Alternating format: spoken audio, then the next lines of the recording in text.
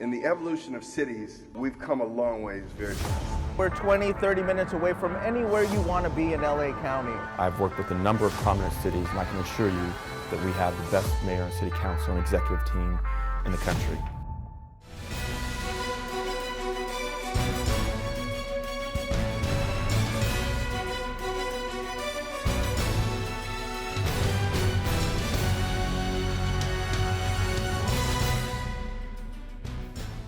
Great, Jim Everett. It's so great to have you.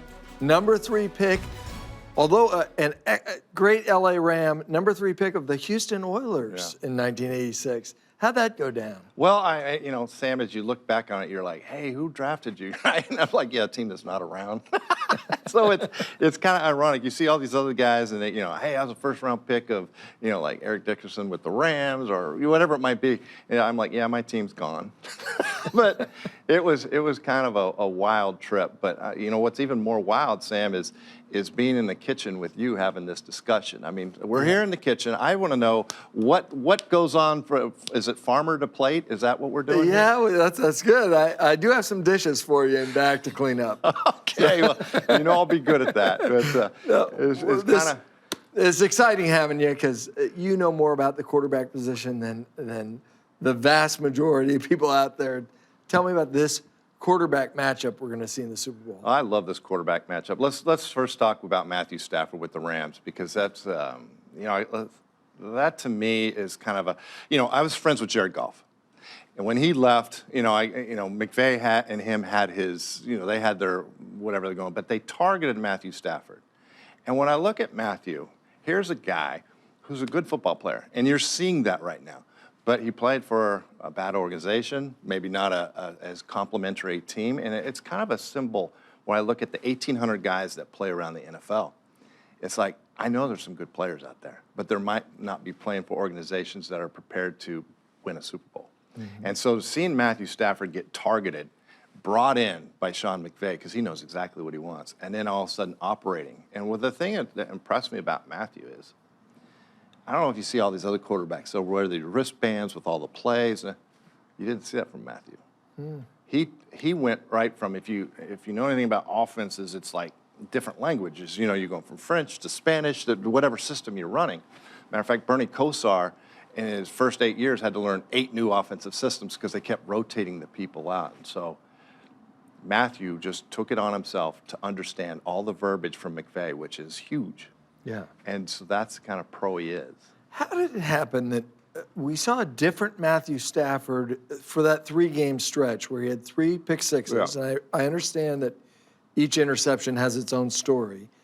But you see him, these surgical strikes, surgical precision on a lot of passes, and then there's something that's sort of flung up to the middle of the field and gets picked off. Yeah. How's that happen with a quarterback? Oh, it's going to happen at least one time a game. There's going to be, and sometimes, like, for example, in the last one, they'll drop it. And then it's not a thing. But if, you know, the San Francisco 49er makes that catch, it's a thing. You can't win the big one, all off of one throw.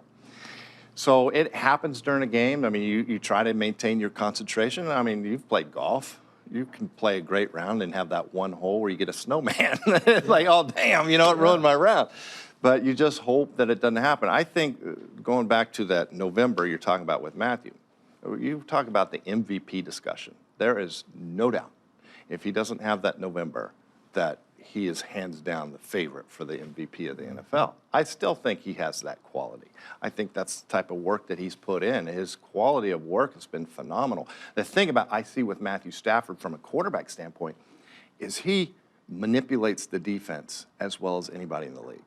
Now, you could say, okay, Patrick Mahomes, he has all these, like, wild throws. Russ does all this crazy stuff.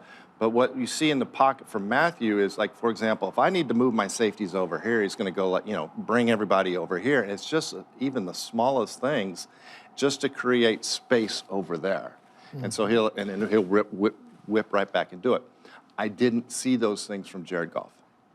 Those are the different little micro things to be able to create. If I can create 2 feet of distance from a safety, from my quarterback position, I can get a completion. Yeah. If I'm just, like, you know, looking around and then I just throw to where I'm looking, the defense starts collapsing. So Matthew, when I talk about being able to manipulate the linebackers, being able to manipulate the safeties, huge. And that's what. And there's sometimes, I don't know if you saw when he did that little rollout, he's still looking back there and he flips it over here. And that's Matthew Stafford. And that's what makes him so special. What is that like as a quarterback when you're playing that game within a game and just moving people with eye movements, and it's almost the Jedi mind trick that you're doing? Obviously, you have to be at a certain level and a level of awareness and comfort. But you had that when you played. Yeah. What was that like? I had the hardest time fooling Ronnie Lott. I swear to God, and I'm on his board with his trophy. And I tell him, and you know, Ronnie would see. I mean, the great players have that anticipation to snap, and you know, there's a lot of good players. The great players, like, you're tricking me. They have the force with them as well, bringing up the Jedi. Yeah. You know, it's like you're like, hey, Ronnie, I'm looking over here, move, and the son of a bitch never moves. You know, you're like, you took that away. Now I got to go down here, do this, that, and so, you know, there is the game. I mean. You're talking about the game with the quarterback, there's the game with the offensive lineman, there's games with the linebacker, you know, the little quick play action RPO stuff to just bring that linebacker up, and you're just peeking at him, and then you're just throwing right over his back shoulder. All that is part of the deal. You know, I think there was some of that, if you go back with Matthew Stafford during November, there was still some learning curve coming through that. And so I think that's what you talk about, each one of those interceptions for the pick six. I think he was maybe trying to take on a little too much. And I think a lot of great players, that would be some of the downfall, is I'm trying to do too much. And once there's this fine line of being in the zone, doing too much, you start going back down. Doing too little, you're down here. So there's this fine line of being in the zone. And that's where Matthew Stafford, I think, if I was given advice for the Super Bowl, I'd say, and the fact is they're all having their home cooking, you know, during a Super Bowl. You know how crazy you've been to how many Super Bowls? You snuck into a few, too. No, you. True. You were a little younger. I know that they didn't have terrorist alerts like they have now. But anyways, they're, you know, it's like, you know, they're going to get relaxed, take a deep breath. It's another game, but just do your thing. Don't try to do too much. And I think even Sean McVay has relayed, back in 2018 when they were in Atlanta, I think Sean tried to do too much. Just do what you do and do it well, and get out there with the victory and get that trophy. So is it a big advantage that the Rams are playing at home? Huge. I mean, Tampa Bay last year had the same advantage. And I don't think there's been hardly any other teams. But when you're talking about, you got 2 weeks out, it turns into a circus. You're going to a new city. You got your family over there. You got your players over here. You've got all these logistics. You're practicing a new facility. Everything. It turns into, like, I would say, closer to being like at the Pro Bowl, where you know you've got, well, when the Pro Bowls was actually played.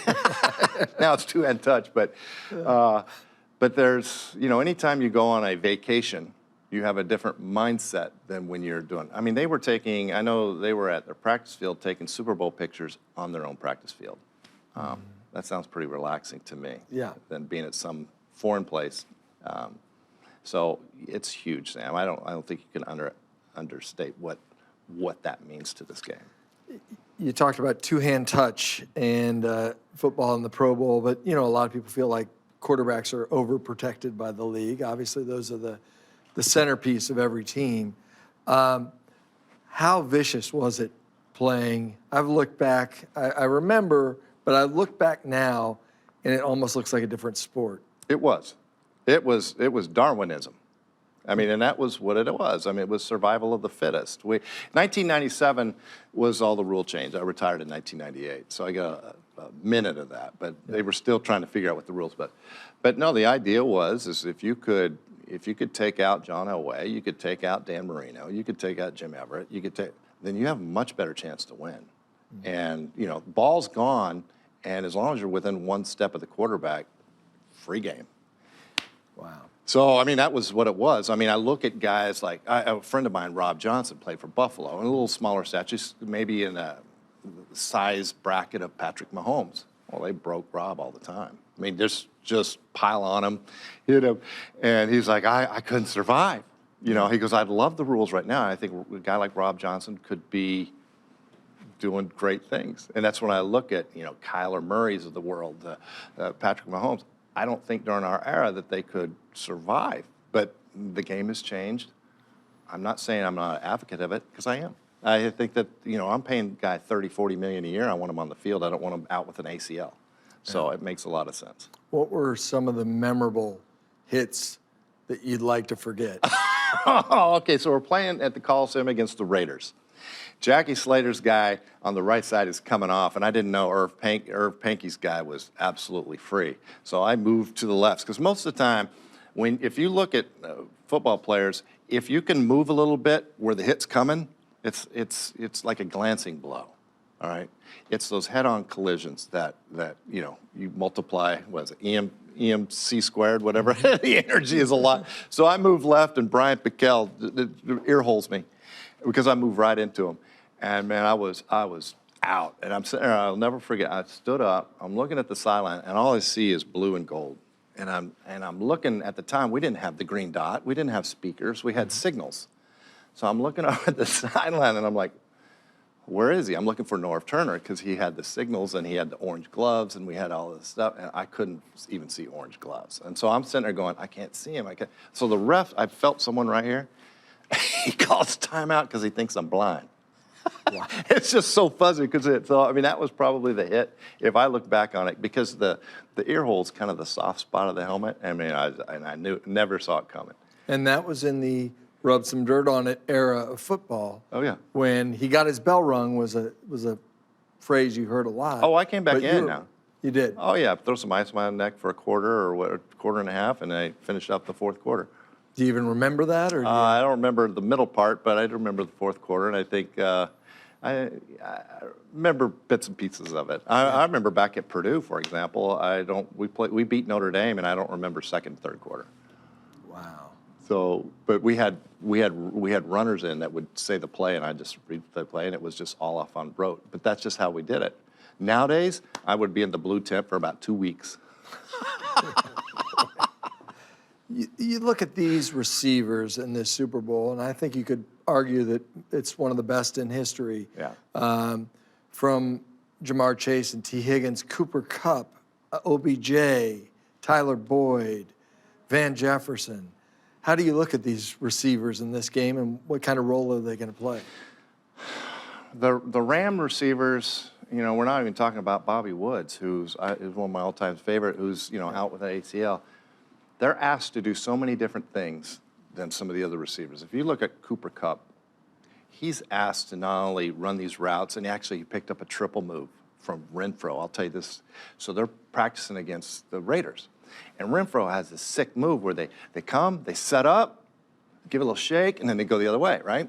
So the DBs are used to the double move. So you hear that. So Renfro comes up, does a shake, gives a little, and then goes back outside. DB's already inside, and he's breaking his ankle. And Cooper Kupp, as professional as he is, and I'll say he's so professional because I would say that if Sean McVay could come back in a different body, he'd come back as Cooper Kupp. Because that's the kind of mentality. They both have the same mentality, but Cooper has way more talent than McVay had on the field. But he started, and so that's the kind of guys that they're bringing in. I always said, if Cooper Kupp, and I don't mean to digress from your conversation, but if you had Cooper Kupp, you had Andrew Whitworth, and you had Weddle, you could get rid of all the coaches because those three guys could do the coaching. That's how important those guys are as far as mental-wise, and that's what Sean wants. And that's where you're seeing with these guys. And that's what I've seen when I would go to Pro Bowl. I would see not only great athletes, but I'd see great leaders and guys that knew the ins and outs of everything as much as a coach. But back to the receivers, the blocking that Cooper Kupp, Van Jefferson, and OBJ doesn't really get in the blocking schemes as much, but Woods would. But they try to line up OBJ up on more singles. On the other side, Jamar Chase, you don't see a rookie doing the things he's doing. I mean, it's phenomenal. And then hopefully Jalen can shut some of that down. But the guy that scares me is Higgins.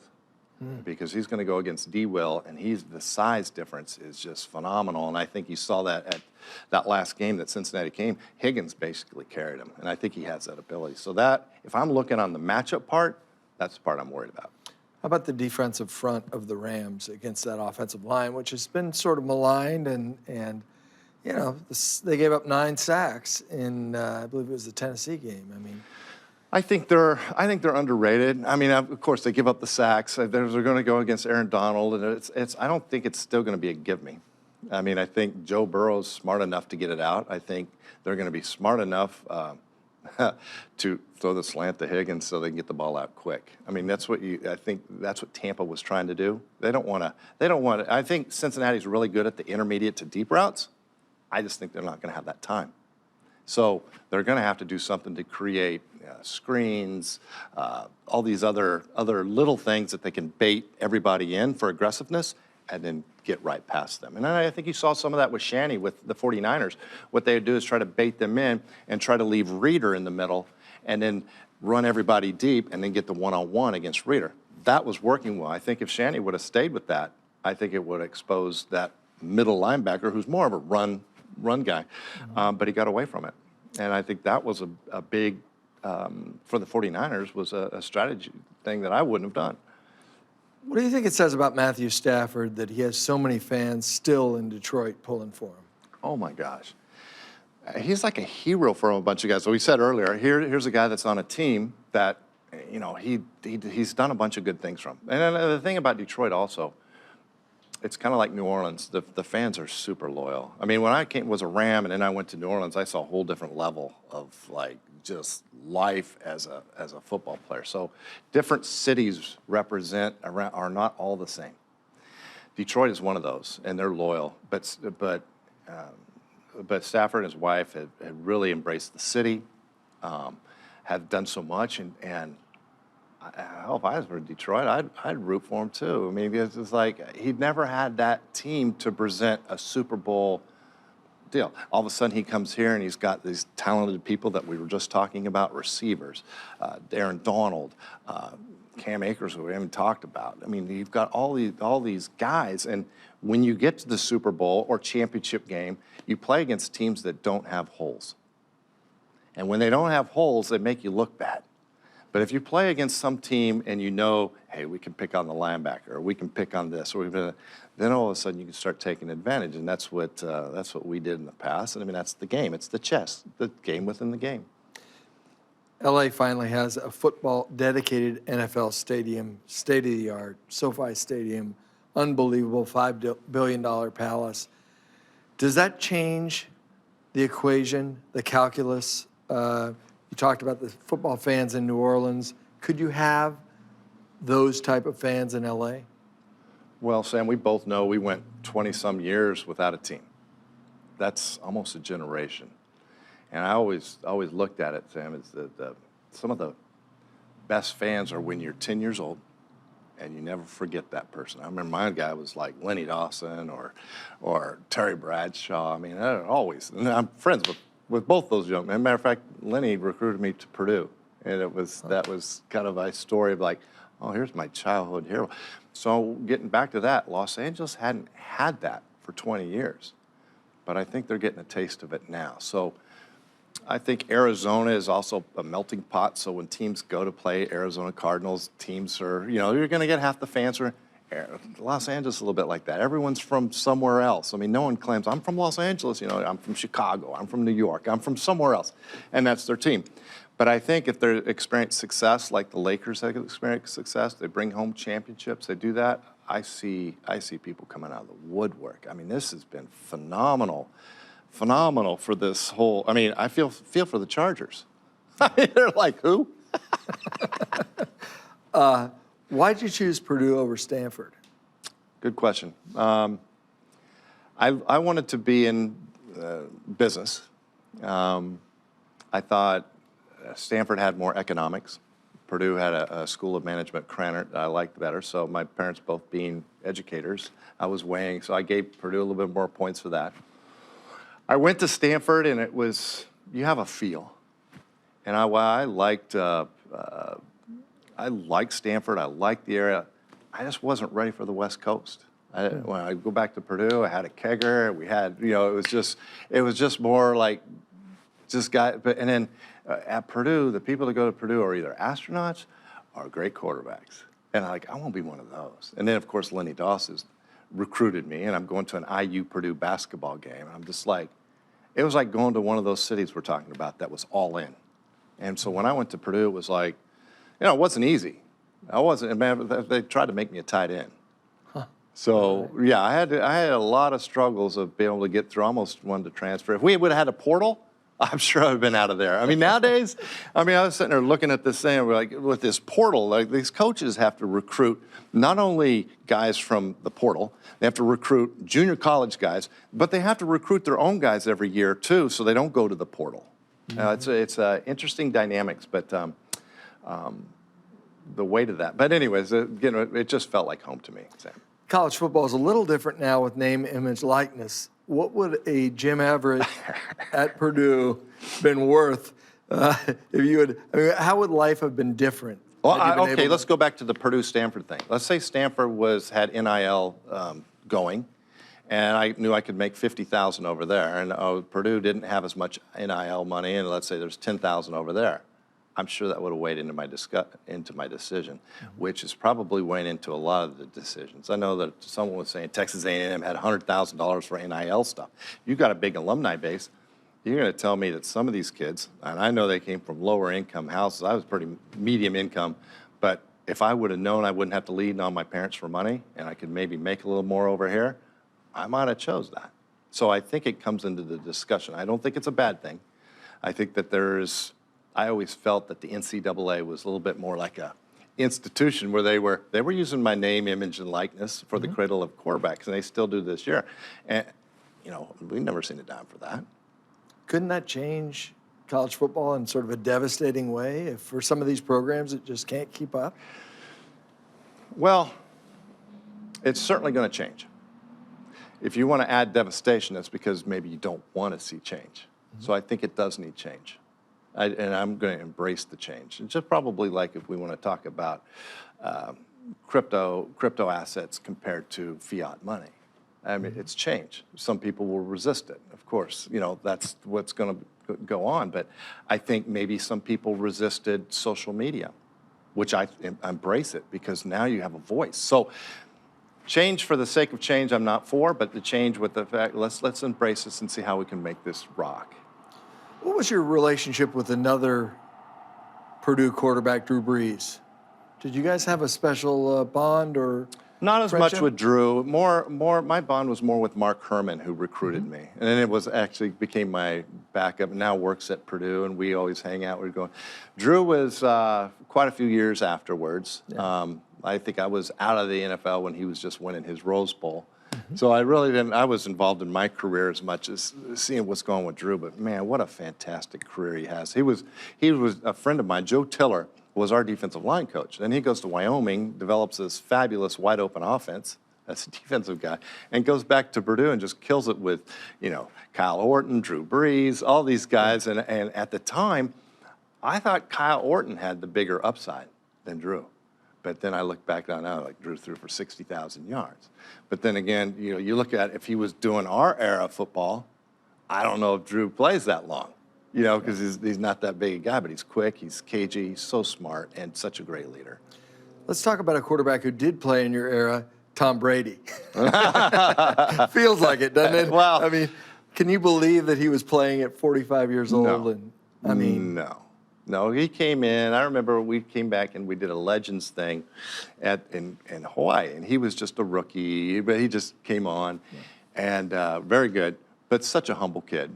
He was playing hide and seek with my kids in Hawaii. Yeah, so we got to know Tom on a different level, and he was very respectful, and that's right when he and Peyton started their stuff, and so I've always thought the world of Tom, and all these things that they say, oh, Tom Brady's this, or he's deflating balls. I know Tom. I know punters that deflate or inflate the balls the other way.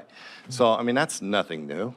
And they're trying to make it just a Tom Brady deal. I'm just like, that's okay, not. How did you manipulate football? You got to tell me. Yeah, I liked him full. Huh. And so the punters always, my receivers hated him full because I would whistle it. But I wanted it. I wanted something I could grip. I had big hands, so I was like, I don't want something squishy. I want to do it. But you want a Nerf ball. Yeah, but the receivers wanted something like a Nerf, right? They want something squishy. So there was this, give and take. The punters always wanted to rub all the sides off it, so it was more like a rugby ball. I'm like, no, don't rub these balls like that. They want to put them in the dryer. They want to do all this stuff. So there was ball manipulation way before Tom Brady. Way before. And now they have two different bags. You got your punter ball and you got your passing balls. Yeah. So now, at least they recognize that fact. But the fact that there was point whatever, I mean, I look at that and go, that's a joke. You're a businessman. Tell me what you're doing now.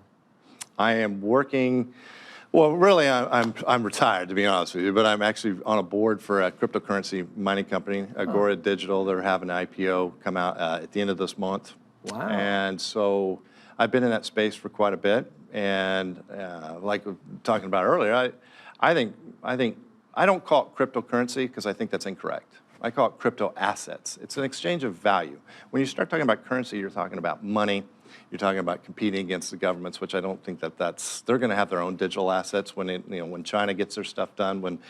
And I think the blockchain technology, not only for assets, you hear about NFTs, you hear about all these different things. I think that's going to be the future. It'll be the Web 3.0. I feel like Michael Scott asking this question, but explain it to me like I'm a 10-year-old.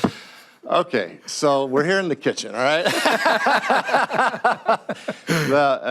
Basically, a blockchain, if you can think about that, is just imagine a train, and that a piece of information is then hooked onto another piece of information, another. So you've got this train, and just imagine that. It depends if it's proof of work or proof of stake. If you proof of work, that's Bitcoin, where you've got this algorithm that says this train is legit.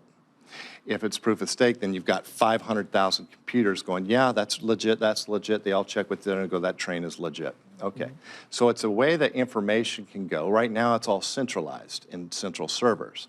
But if you imagine 500,000 servers saying, with a spoke going, yeah, that's legit, it's not centralized, it's decentralized, Sam, if that makes sense. Well, now I know why I didn't have the opportunity to turn down Stanford.